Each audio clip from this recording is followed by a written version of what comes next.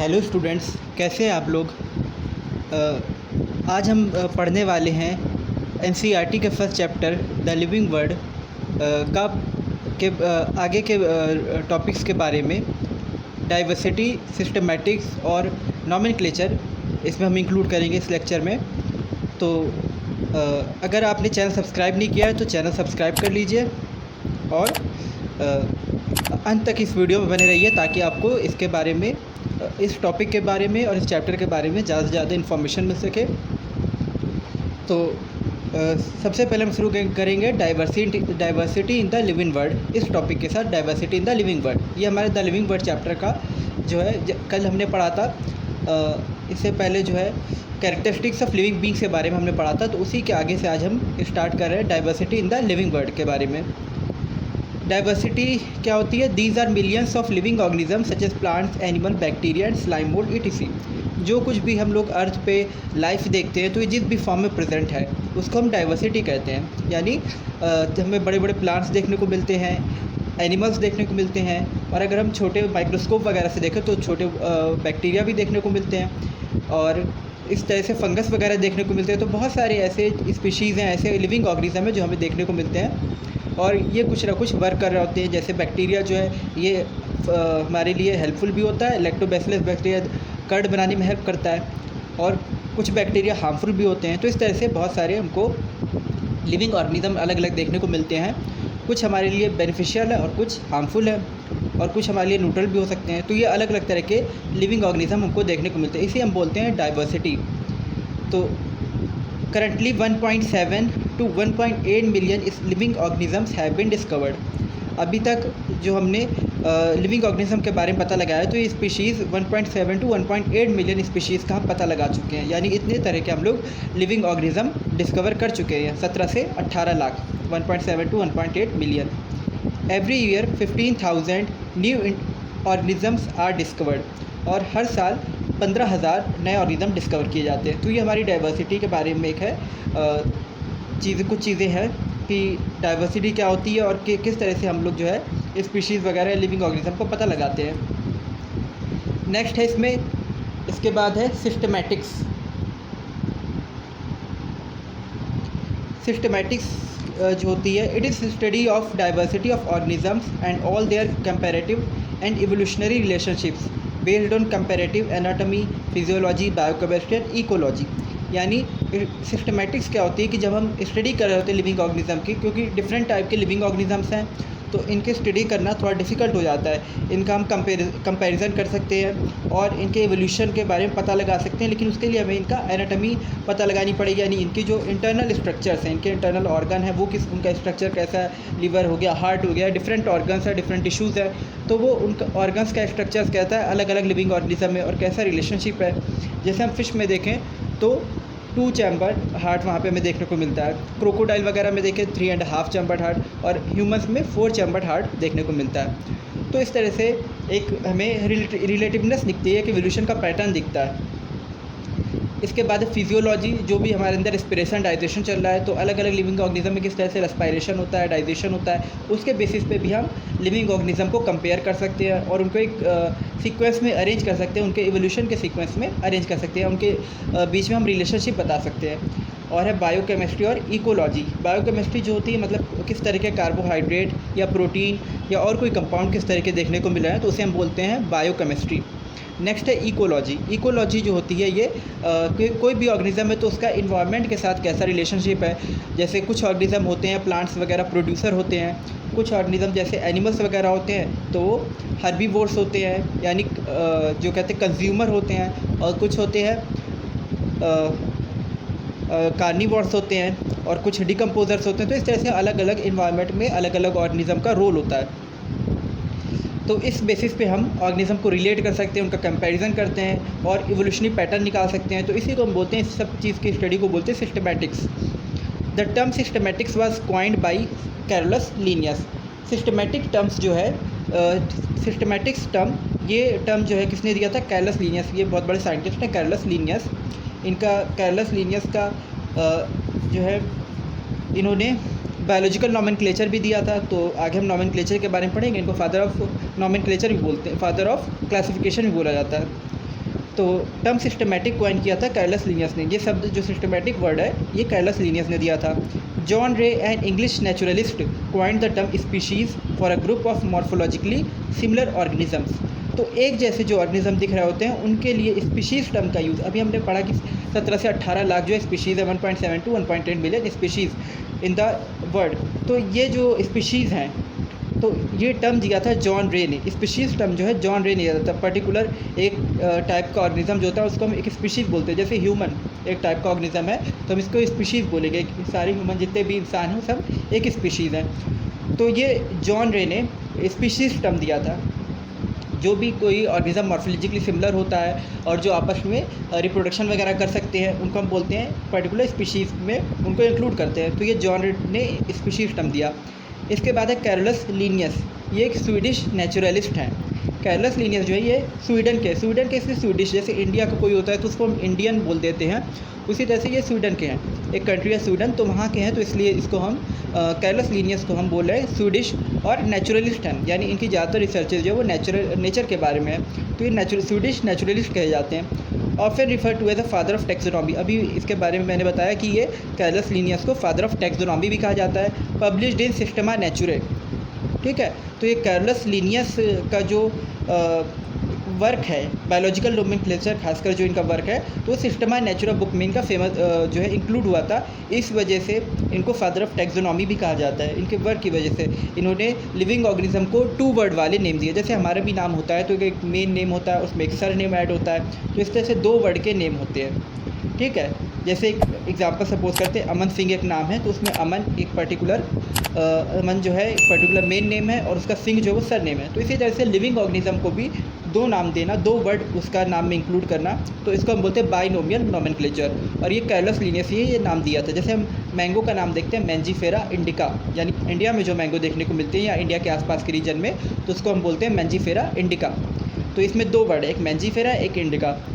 Mangifera genus को represent कर रहा है और इंडिका स्पीशीज़ को, ये आगे अभी हम पढ़ेंगे। तो कार्लस लिनियस को फादर ऑफ टैक्सोनॉमी भी कहा जाता है। इसके बाद है Linnaeus introduced binomial nomenclature for plants and animals. Linnaeus ने जो है बाइनोमियल नोमेनक्लेचर दिया प्लांट्स के लिए और एनिमल्स के लिए, ताकि हर एक पर्टिकुलर प्लांट को और एनिमल को अच्छे से डिफ़ाइन किया जा सके, उसका पता लगाया जा सके कि वो है क्या। तो किसी जैसे हम लोग भी किसी कोई बेबी वगैरह होता है तो उसका नाम रखते हैं सबसे पहले ताकि उसको हम पहचान सकें। तो उसी तरह से इन्होंने भी जो है कार्लस लिनियस ने बाइनोमियल नोमेनक्लेचर दिया हर एक ऑर्गेनिज्म का, हर एक एनिमल का। इन्होंने उसके लिए कुछ रूल दिए थे। बाद में बाकी साइंटिस्ट ने भी अलग अलग ऑर्गेनिज्म के लिए अलग अलग नेम दिए, लेकिन जो बेसिक रूल्स हैं तो वो इन्होंने बताए थे, इसलिए इनको कहा जाता है फादर ऑफ टैक्सोनॉमी। और इनके सिस्टम को कहा जाता है, इस रूल का जो सिस्टम इसको कहा जाता है बाइनोमियल नोमेनक्लेचर। अभी हम आगे इसके बारे में पढ़ेंगे बाइनोमियल नोमेनक्लेचर के बारे में। तो कार्लस लिनियस ने बाइनोमियल नोमेनक्लेचर दिया था। नेक्स्ट है बेसिक्स इन क्लासिफिकेशन, यानी क्लासिफिकेशन जो होता है तो इसमें क्या क्या होता है क्लासिफिकेशन में। अच्छा, अगर आपने अभी तक ये वीडियो लाइक नहीं किया, आपको चीज़ें अगर समझ में आ रही हैं तो आप वीडियो को लाइक कर सकते हैं और ज़्यादा से ज़्यादा लोगों को शेयर कर सकते हैं। आपको एक डॉक्टर बनना है, एक अच्छा डॉक्टर बनना है और अपनी नीट की तैयारी करनी है तो इस चैनल को भी अच्छे से आप सब्सक्राइब कर लीजिए इस चैनल को, ताकि आपको जो है आगे जो भी अपडेट आती रहे, आप इसमें वीडियो आती रहे वो आपको मिल सके और आपकी पढ़ाई अच्छे से होती रहे। इसमें हम लोग एनसीईआरटी के लेक्चर्स ला रहे हैं, ये हमारी एनसीईआरटी की सीरीज़ चल रही है। इसके अलावा एनसीईआरटी के अलावा जो है हम लोग पीवाईक्यूज़ भी कराएंगे इसमें आपको, और डाउट सेशन भी होंगे और भी बहुत सारी चीज़ें इसमें आपको कराई जाएंगी और विदाउट फीस है। ये सब चीज़ें बिल्कुल फ्री हैं, आपको अवेलेबल है। तो अच्छे से आप इन चीज़ों को, और नोट्स जो है इसके PDF जल्दी से जल्दी इसके डिस्क्रिप्शन में, हर वीडियो के डिस्क्रिप्शन में आपको अवेलेबल करा दिए जाएंगे PDF, तो अच्छे से आप इसके नोट्स भी बना सकते हैं। तो अगर आपको वीडियो अच्छी लग रही हो, समझ में आ रही हो तो इसे लाइक कीजिए और चैनल को भी ज़रूर सब्सक्राइब कर लीजिए। और कोई भी क्वेरी अगर होती है, कुछ भी आपको पूछना है, कोई सजेशन देना है तो आप कमेंट में इसको लिख सकते हैं, आप पूछ सकते हैं, या कोई भी आपको जो भी सजेशन लगे, आपको जो भी डाउट पूछना हो कुछ भी, तो आप डिस्कस कर सकते हैं कमेंट्स में। इसके बाद हम लोग पढ़ रहे हैं बेसिक्स इन क्लासिफिकेशन। तो नेक्स्ट है हमारा basics in classification.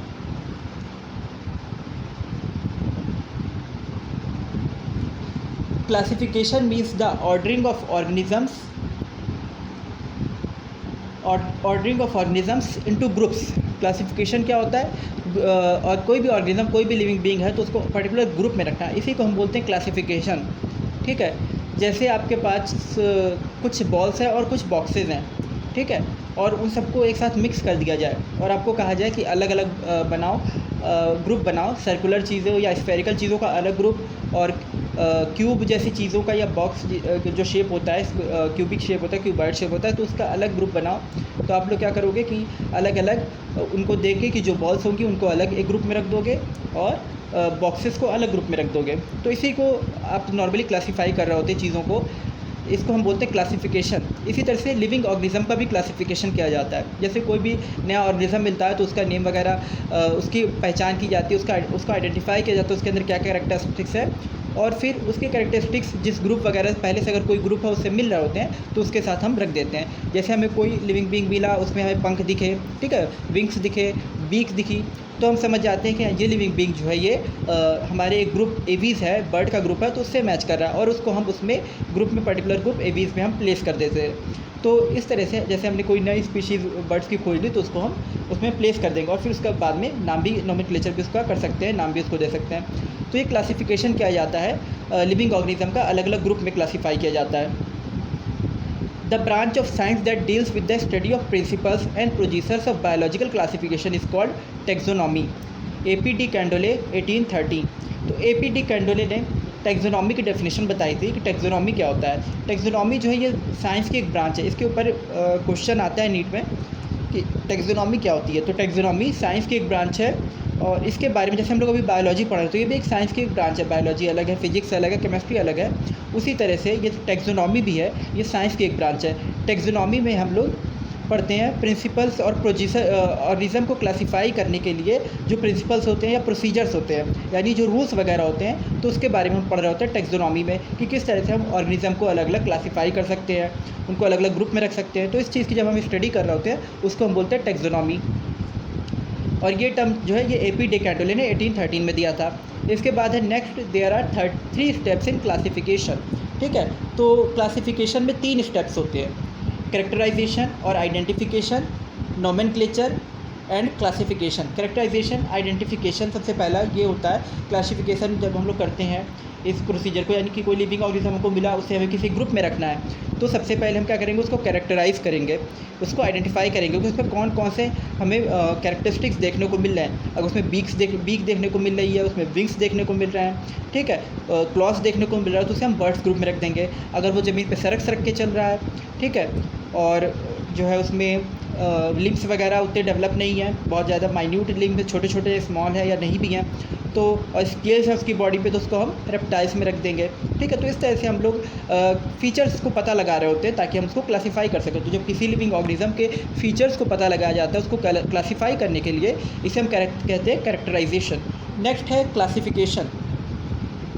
Classification, it is the arrangement of organism into groups और categories on the basis of their affinities और रिलेशनशिप्स।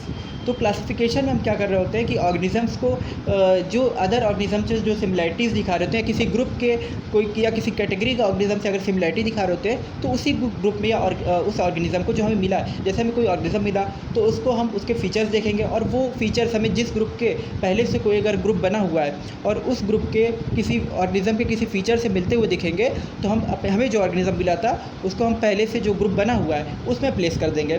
तो ये सिमिलैरिटीज़ के बेसिस पे हम लोग किसी ऑर्गेनिज्म को अलग अलग ग्रुप में प्लेस कर रहे होते हैं, इसी को हम बोलते हैं क्लासिफिकेशन।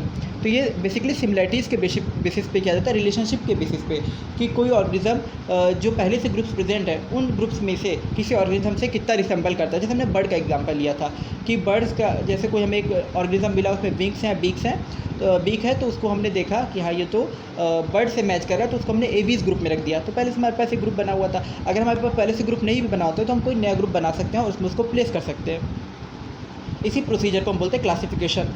नेक्स्ट इसमें पॉइंट आता है नोमेनक्लेचर, कि जब हमने किसी पर्टिकुलर ऑर्गेनिज्म को लिया, उसको पहचान लिया, उसको आइडेंटिफाई कर लिया, कैरेक्टराइज कर लिया, उसके बाद उसको क्लासीफाई कर लिया, अब उसको पर्टिकुलर नेम भी देना होता है। अगर उसका पहले से कोई नाम नहीं है तो हम उसे नेम देंगे जिससे बाकी लोग उसके बारे में अच्छे से पढ़ सकें, उसको पहचान सकें।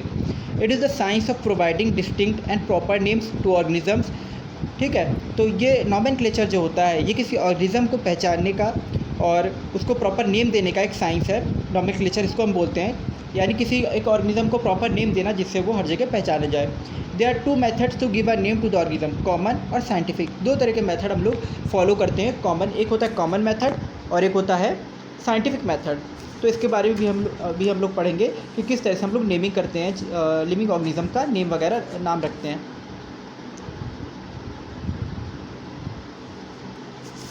नेक्स्ट है इसके बाद हमारा नोमेनक्लेचर में ही कॉमन और वर्नैकुलर नेम्स, कि कॉमन नेम्स या वर्नैकुलर नेम्स क्या होते हैं।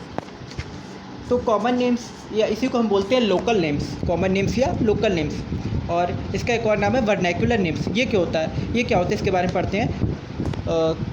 कॉमन नेम्स या वर्नैकुलर नेम्स और इसी का नाम है लोकल नेम्स। तो ये which are given to the animals and plants in a particular language and region of the world by local persons. ठीक है, तो जो नाम जो है दिया जाता है किसी ऑर्गेनिज्म को किसी एक जगह पे पर्टिकुलर लैंग्वेज में उसको नाम दिया जाता है, तो इसी को हम बोलते हैं कॉमन नेम या वर्टिकुलर नेम, वर्नैकुलर नेम। जैसे हम लोग नाम देते हैं, हमें एक नाम है बहुत मशहूर है मैंगो का। ठीक है, अमेरिकन इंग्लिश में इसको बोला जाता है मैंगो।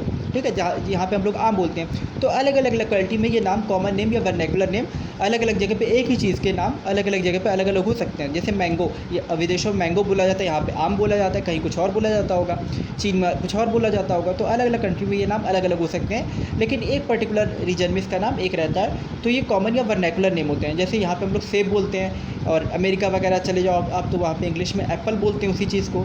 ठीक है, तो इसी कि कोई एक लिविंग ऑर्गेनिज्म का नाम अलग अलग लैंग्वेज में या अलग अलग लोकेलिटी में अलग अलग हो सकता है। इसी नाम को हम बोलते हैं कॉमन नेम या वर्नैकुलर नेम्स। इसके बाद हमारा नेक्स्ट है साइंटिफिक नेम। साइंटिफिक नेम जो होता है, organism must have a scientific name which is acceptable all over the world. ठीक है, जैसे हमारे पास साइंटिफिक नेम है तो ये ऑर्गेनिज्म के क्या होना चाहिए, और पर्टिकुलर एक साइंटिफिक नेम होना चाहिए जिसको हर जगह जाना जाए उसी नाम से ना। क्योंकि अगर किसी एक चीज़ का अलग अलग नाम होगा, जैसे यहाँ पे हम लोग आम बोल रहे हैं, विदेशों में सेब बोला जा रहा है उसी को, तो इसमें बहुत कन्फ्यूज़न क्रिएट हो सकती है। गाँव देहात में कुछ और बोलते होंगे, यहाँ पे तो अलग अलग वैरायटी भी होती है, लंगड़ा आम और बहुत सारी वैरायटी होती हैं। तो ये बहुत कन्फ्यूज़न क्रिएट कर सकता है अगर इसके बारे में हमें डिस्कस करना होगा किसी साइंटिस्ट से या किसी से कुछ पूछना होगा। तो इसके लिए हम लोग क्या करते हैं कि पर्टिकुलर ऑर्गेनिज्म का एक सिंगल नेम रख देते हैं, इसी को बोलते हैं साइंटिफिक नेम। साइंटिफिक नेम जो होता है कोई भी ऑर्गेनिज्म का सिंगल नेम होता है, और ये उसी बायोलॉजिकल नोमेनक्लेचर बाइनोमियल नोमेनक्लेचर के जैसे होता है जो बताया था कैलस लिनियस ने, बाइनोमियल नोमेनक्लेचर बताया था। तो उसी के अकॉर्डिंग हम लोग ये साइंटिफिक नेम्स रखते हैं। इसमें हर एक ऑर्गेनिज्म को एक साइंटिफिक नेम दिया जाता है और उसी साइंटिफिक नेम से हर जगह जाना जाता है। जैसे मैंगो है तो मैंगो का नाम साइंटिफिक नेम क्या है, मैंजीफेरा इंडिका। तो अगर आप अमेरिका जाओ और वहाँ पे मैंजीफेरा इंडिका जाके पूछो साइंटिस्ट से उसके कैरेक्टरिस्टिक्स के बारे में, मैंजीफेरा इंडिका की इन्फॉर्मेशन, तो वहाँ के साइंटिस्ट आपको समझ जाएंगे कि आप आम के बारे में यानी मैंगो के बारे में पूछ रहे हो और आपको बता देंगे। अगर आप उनसे आके आम बोलोगे, अमेरिका में जाके साइंटिस्ट वहाँ पे आम बोलोगे तो वो नहीं समझ पाएंगे। अगर मैंजीफेरा इंडिका बोलोगे तो वो लोग समझ जाएंगे कि हाँ किस चीज़ के बारे में पूछ रहा है। तो ये जो नेम होते हैं, आप चीन चले जाओ, चीन में भी अगर आप जाकर मैंजीफेरा इंडिका बोलते हो तो वहाँ के लोग समझ जाएंगे कि आप आम की बात कर रहे हो। तो ये नेम जो होते हैं ये हर जगह सेम नाम से जाने जाते हैं, यानी साइंटिफिक नेम जो होते हैं। एक पर्टिकुलर लिविंग ऑर्गेनिज्म के लिए एक सिंगल नेम होता है ये। Such naming must be based on agreed principles and criteria. इस तरह की नेमिंग जो होती है, इस तरह का नाम होता है वो कुछ प्रिंसिपल पे बेस्ड होता है, कुछ क्राइटेरिया बेस्ड होता है, यानी कुछ रूल्स इसमें होते हैं। और ये रूल्स जो होते हैं ये पूरे वर्ल्ड वाइड फॉलो हो रहे होते हैं, यानी सब लोग इस रूल को फॉलो कर रहे होते हैं। हर साइंटिस्ट जो है दुनिया के वो इस रूल को फॉलो कर रहे होते हैं, उसी के बेसिस पे नाम रखते हैं। The scientific names ensures that only one name is given to an organism and description of the organism. तो ये चीज़ साइंटिफिक जो साइंटिस्ट होते हैं इस चीज़ को इंश्योर करते हैं, ये साइंटिफिक नेम जो होते हैं इस चीज़ को निश्चित करते हैं कि भाई कोई भी ऑर्गेनिज्म है तो उसका एक पर्टिकुलर नेम होगा, उससे ज़्यादा उसके नाम नहीं होंगे, सिर्फ एक नेम होगा। साइंटिफिक नेम क्या होगा, सिर्फ एक होगा किसी ऑर्गेनिज्म का, ताकि किसी तरह की कन्फ्यूज़न ना क्रिएट हो। और उसी से उसके डिस्क्रिप्शन वगैरह जो भी है उससे रिलेटेड चीज़ें इन्फॉर्मेशन दी जाएंगी उस पर्टिकुलर नेम से। तो अगर आप बायोलॉजी के बुक वगैरह उठाओ तो उसमें आप ह्यूमन का नाम देखोगे होमो सेपियंस, मैंगो का नाम देखोगे, मैंजीफेरा इंडिका, नीम का नाम देखोगे अजाडिराक्टा इंडिका। तो इस तरह से नाम लिखे हुए देखोगे, तो वो साइंटिफिक नेम्स हैं असल में। इसके बाद साइंटिफिक नेम्स के बाद हम लोग बात करते हैं बाइनोमियल नोमेनक्लेचर के बारे में। तो ये बाइनोमियल नोमेनक्लेचर जो होता है ये क्या, names are generally in Latin and written in italics. बाइनोमियल नोमेनक्लेचर जो है सबसे पहले कैरलस लीनियस ने जो है इस तरह का सिस्टम दिया था। ये नोमेनक्लेचर का एक सिस्टम है, एक नाम रखने का एक तरीका है। ठीक है, जैसे कोई बेबी होता है घर परिवार में तो उसका नाम रखा जाता है। ठीक है, और उसको एक पर्टिकुलर उसका रूल्स वगैरह भी फॉलो किए जा सकते हैं या अपने से भी रख सकते हैं पेरेंट्स। तो इस तरह का एक तरीका यूज़ किया जाता है। और साइंटिफिक कम्युनिटी में भी जो सिस्टम यूज़ होता है उसको हम बोलते हैं बाइनोमियल नोमेनक्लेचर। साइंटिफिक कम्युनिटी में ये सिस्टम को यूज़ किया जाता है किसी भी ऑर्गेनिज्म का नेम रखने के लिए। और ये नेम जो है, ये सिस्टम जो है, ये दिया था कार्लस लिनियस ने।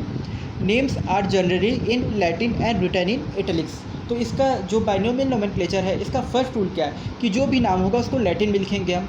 ठीक है, लैटिन जो है वेल डेवलप्ड लैंग्वेज है, इसमें अब किसी भी तरह का कोई चेंजमेंट नहीं हो रहा। बाकी सब दुनिया की जो लैंग्वेज है उसमें चेंजमेंट हो रहा है, लेकिन लैटिन में अब किसी तरह का चेंजमेंट नहीं हो रहा है। तो इसलिए हम इसको नेम को जो है लैटिन लैंग्वेज में लिखते हैं। अगर हम कोई और लैंग्वेज में लिखेंगे जैसे इंग्लिश या हिंदी, तो ये अभी डेवलप हो रही है जगह, थोड़े थोड़े टाइम पे इसमें चेंजमेंट आ रहे हैं। तो हो सकता है कि अगर हम मैंगो रख दें नाम, मैंगो जैसे हम नाम रखें और कोई साइंटिफिक नेम ना रखें, किसी जैसे आम का नाम मैंगो है इंग्लिश में, तो सिर्फ मैंगो ही अगर रहे, हो सकता है आने वाले टाइम में उसका नाम चेंज हो जाए, क्योंकि इंग्लिश भी टाइम टू टाइम अपडेट होती रहती है।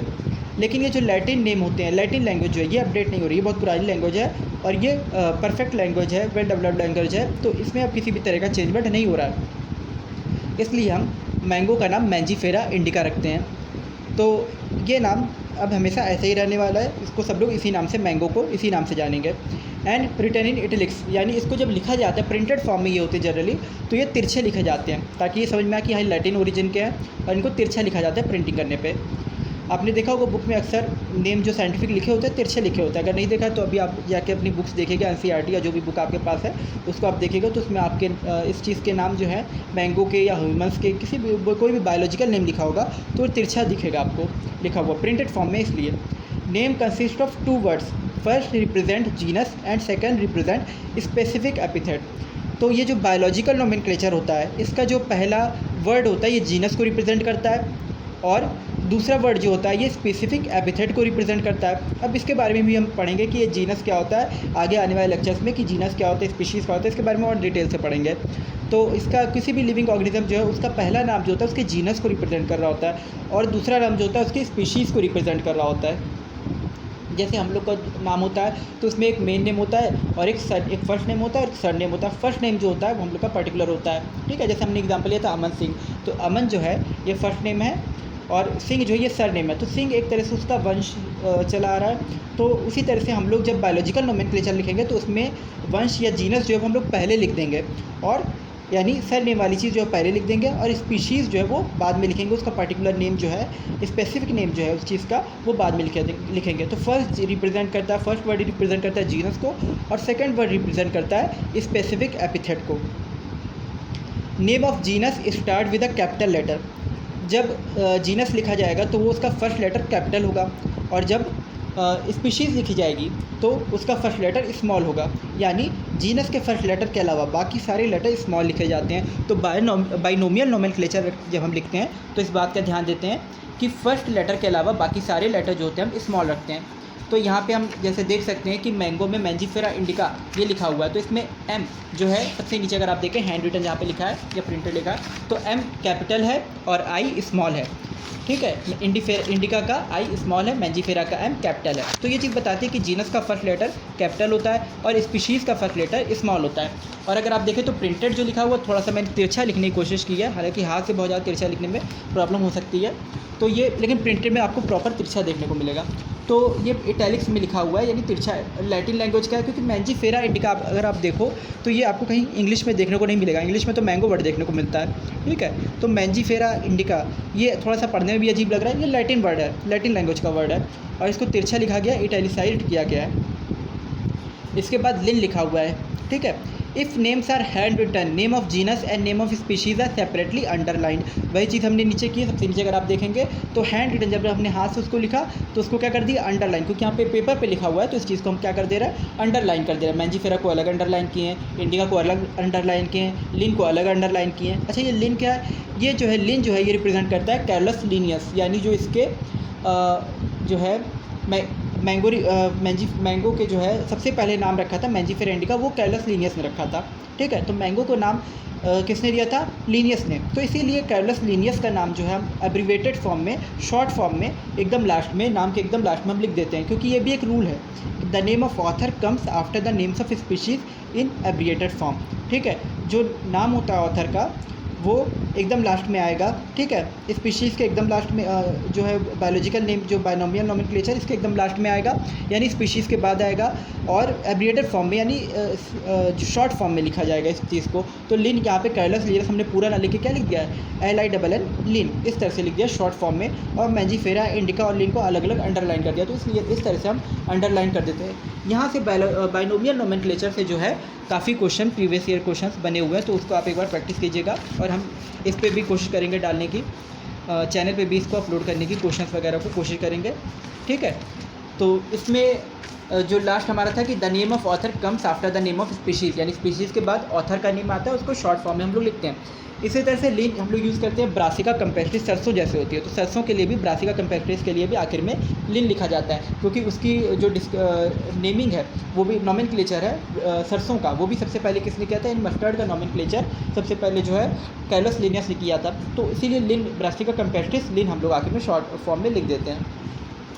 तो ये कुछ पॉइंट हैं इस चैप्टर के सेकंड पार्ट के बारे में, ये चीज़ें जो हमने आज डिस्कस की हैं। सबसे पहले हमने इसमें डिस्कस किया है डाइवर्सिटी के बारे में, कि लिविंग वर्ल्ड में किस तरह से डाइवर्सिटी होती है, कि यहाँ पे जो है अलग अलग तरह के ऑर्गेनिज्म देखने को मिलते हैं, 1.7 to 1.8 मिलियन स्पीशीज़ देखने को मिलती है, और हर साल जो है 15,000 नई स्पीशीज़ खोजी जा रही है, 15,000 तरह के नए ऑर्गेनिजम्स खोजे जा रहे हैं। फिर सिस्टमैटिक्स के बारे में देखा हमने कि सिस्टमैटिक्स क्या होता है, यानी लिविंग ऑर्गेनिज्म में जो रिलेशनशिप होती है, जो उनका एवोल्यूशन का पैटर्न होता है, उसी की स्टडी को हम सिस्टमैटिक्स बोल देते हैं। और इसके बाद हमने देखा कि कैलस लिनियस जो है उनको फादर ऑफ टैक्सोनॉमी कहा जाता है, ठीक है, और उनकी बुक का नाम क्या है, सिस्टमा नेचुरा, और बाइनोमियल नोमेनक्लेचर इन्होंने दिया था कैलस लिनियस ने, इसलिए इनको फादर ऑफ नोमेनक्लेचर भी बोलते हैं। इसके बाद क्लासिफिकेशन का बेसिस हमने देखा कि क्लासिफिकेशन को जो है हम लोग किस तरह से करते हैं, परफॉर्म करते हैं, यानी कोई भी लिविंग ऑर्गेनिज्म जब हमको मिलता है तो उसको हम किस तरह से क्लासीफाई करते हैं। इसके लिए हम क्या करते हैं कि 3 स्टेप्स हमारे पास होते हैं। अच्छा, क्लासिफिकेशन क्या था, इसकी हमने डेफिनेशन पढ़ी कि ये साइंस की एक ब्रांच है जो किसके साथ डील करती है, कुछ रूल्स के साथ डील करती है, यानी ये लिविंग ऑर्गेनिज्म को डिवाइड करने के, उनको अलग अलग ग्रुप में रखने के कुछ रूल्स बताती है। तो इसमें जो टैक्सोनॉमी, इसको हम टैक्सोनॉमी बोलते हैं। तो टैक्सोनॉमी जो है एपी कैंडोले ने ये इसका कॉन्सेप्ट दिया था, एपीडी कैंडोले ने 1813 में। फिर हमने पढ़ा कि स्टेप्स में क्लासिफिकेशन के जो स्टेप्स हैं, क्लासिफिकेशन के स्टेप्स 3 स्टेप्स इसमें होते हैं, कैरेक्टराइजेशन और आइडेंटिफिकेशन, नोमेनक्लेचर और क्लासिफिकेशन। कैरेक्टराइजेशन जो होता है, कैरेक्टराइजेशन में हमने देखा कि ये आइडेंटिफाई एंड कैरेक्टराइज करते हैं हम किसी भी ऑर्गेनिज्म को, यानी पहचानते हैं, उसके फीचर्स वगैरह का पता लगा रहे होते हैं, और फिर उसको दूसरे से हम कंपेयर करते हैं, दूसरे लिविंग ऑर्गेनिज्म से, इसी को बोलते हैं कैरेक्टराइजेशन। नेक्स्ट है क्लासिफिकेशन, कि जब हमें ऑर्गेनिज्म के फीचर का पता लग जाता है तो उसको हम पहले से कोई ग्रुप है, उसमें कोई ऑर्गेनिज्म है, तो उससे हम लोग मैच करके देखते हैं कि हाँ ये जो ऑर्गेनिज्म हमें मिला है वो उस पुराने पहले से जो ऑर्गेनिज्म प्रेजेंट है उनके साथ मैच कर रहा है कि नहीं। अगर मैच कर जाता है, सिमिलरिटी शो हो जाती हैं, तो हम उसके साथ उसी ग्रुप में अपने नए ऑर्गेनिज्म को भी प्लेस कर देते हैं, वरना हम नया कोई ग्रुप बना लेते हैं ऑर्गेनिज्म के लिए। नेक्स्ट है नोमेनक्लेचर। नोमेनक्लेचर में हम नाम रखते हैं किसी भी लिविंग ऑर्गेनिज्म का, उसमें उसको नाम देते हैं प्रॉपर। तो ये 2 टाइप का नोमेनक्लेचर होता है, कॉमन और साइंटिफिक, ठीक है। कॉमन या वर्नैकुलर नेम्स जो होते हैं, कॉमन नेम क्या होता है, जैसे मैंगो और एप्पल कहा जाता है, यहाँ पे आम कहा जाता है, सेब कहा जाता है इंडिया में, अमेरिका में मैंगो और एप्पल। तो लोकेलिटी या रीजन के अकॉर्डिंग ये अलग अलग जगह पे अलग अलग हो सकते हैं, कॉमन या वर्नैकुलर नेम। इसी के बाद है साइंटिफिक नेम। साइंटिफिक नेम जो होते हैं हर एक जगह पे ये एक पर्टिकुलर लिविंग ऑर्गेनिज्म का एक ही नेम होता है, इसी को बोलते हैं हम साइंटिफिक नेम। साइंटिफिक नेम जो होता है इसके लिए बहुत स्ट्रॉन्ग रूल होते हैं, इसको फॉलो किए जाते हैं। साइंटिफिक जो होते हैं इसको रूल्स को फॉलो कर रहे होते हैं, और हर एक ऑर्गेनिज्म का एक ही जो होता है नेम होता है। इसके बाद है बाइनोमियल नोमेनक्लेचर, ये कैलस लिनियस ने दिया था। ये नोमेनक्लेचर साइंटिफिक जो नेम्स जब हम रखते हैं तो इसके लिए हम बाइनोमियल नोमेनक्लेचर सिस्टम को फॉलो करते हैं। ये बाइनोमियल नोमेनक्लेचर सिस्टम जो इसके कुछ रूल्स हैं, जैसे नेम्स को जब भी लिखा जाता है तो लैटिन में, यानी तिरछा लैटिन ओरिजिन में लिखा जाता है, लैटिन लैंग्वेज का लिखा जाता है, और तिरछा लिखा जाता है। और नेम में 2 वर्ड्स होते हैं, एक जीनस को रिप्रेजेंट करता है और नेक्स्ट वर्ड स्पीशीज़ को रिप्रेजेंट करता है। जीनस का फर्स्ट लेटर स्मॉल लिखते हैं और स्पीशीज़ का फर्स्ट लेटर, जीनस का फर्स्ट लेटर होता है हम कैपिटल लिखते हैं, और स्पीशीज़ का फर्स्ट लेटर स्मॉल लिखते हैं, यानी जीनस के फर्स्ट लेटर को छोड़ के बाकी सारे लेटर हम स्मॉल लिखते हैं। नेक्स्ट है जब इसको हैंड रिटन करेंगे यानी हाथ से लिखेंगे तो अंडरलाइन कर देंगे, और प्रिंटेड होगा तो इटैलिक यानी तिरछा लिखेंगे। फिर अगर किसी जो है साइंटिस्ट ने इसका नाम डिस्कवर किया है, नाम खोजा है, साइंटिस्ट ने नाम रखा है, तो उस साइंटिस्ट का नाम आखिर सबसे आखिर में लास्ट में शॉर्ट फॉर्म में लिख देते हैं। ठीक है, जैसे हमने यहाँ पे एग्जांपल देखा मैंजिफेरा इंडिका का, इसमें लैटिन लैंग्वेज में एक तो ये है, इटैलिक्स में प्रिंटेड है तो इटैलिक्स यहाँ तिरछा लिखा है, और हैंड रिटन है तो अंडरलाइन किया गया है। जीनस का फर्स्ट लेटर कैपिटल लिखा गया है और बाकी सारे स्मॉल लिखे गए हैं। लिन को शॉर्ट या एब्रिएटेड फॉर्म में लिख दिया गया है, यानी ये यहाँ पे कैरोलस लिनियस को रिप्रेजेंट कर रहा है, लिन जो है। ठीक है, तो आई होप आपको ये लेक्चर पसंद आया होगा और आपको चीज़ें समझ में आई होंगी। अगर आपको फिर भी किसी भी तरह का डाउट है तो आप यहाँ पे कमेंट में पूछ सकते हैं। ठीक है, और आपको अगर कोर्स के बारे में, इसके बारे में कुछ भी जानना है तो वो भी आप पूछ सकते हैं। आपकी किसी भी तरह की कोई क्वेरी है आप कर सकते हैं। अगर चैनल को सब्सक्राइब नहीं किया अभी तक तो आप चैनल को सब्सक्राइब कर लीजिए ताकि आपको आगे की भी अपडेट मिलती रहे। और लाइक करना अगर भूल गए वीडियो को तो ज़रूर, अगर वीडियो आपको अच्छी लगी हो तो ज़रूर लाइक कीजिए और ज़्यादा से ज़्यादा लोगों को शेयर कीजिए। ये वीडियो बनाने में काफ़ी जो है हार्ड वर्क लगता है, यानी काफ़ी मेहनत लगती है, तो इसलिए आप लोग का अगर ज़्यादा से ज़्यादा सपोर्ट मिलेगा, ज़्यादा से ज़्यादा लाइक और आप लोग चैनल को सब्सक्राइब करेंगे तो उससे हम लोग को भी एक हौसला मिलेगा कि हम लोग ज़्यादा से ज़्यादा आपके लिए इस तरह के वीडियोस बनाएं और आपकी मदद करें। और आप जो नीट की तैयारी कर रहे हैं, जो लोग भी यानी मेडिकल की तैयारी कर रहे हैं, डॉक्टर बनने की कोशिश कर रहे हैं, तो आपके लिए ये काफ़ी हेल्पफुल रहेगी ये वीडियोस। तो इसलिए लाइक कीजिए और चैनल को भी सब्सक्राइब कीजिए ताकि हम लोग को भी काफ़ी चीज़ से सपोर्ट मिल सके कि और इसके बाद जो भी है, ठीक है, अगर आपको कोई भी क्वेरी या कुछ भी कमेंट है तो वो आप इसमें कमेंट बॉक्स में आप पूछ सकते हैं। ठीक है, इसका नोट्स भी आपको PDF जो है डिस्क्रिप्शन में प्रोवाइड किया जाएगा। Thank you for watching.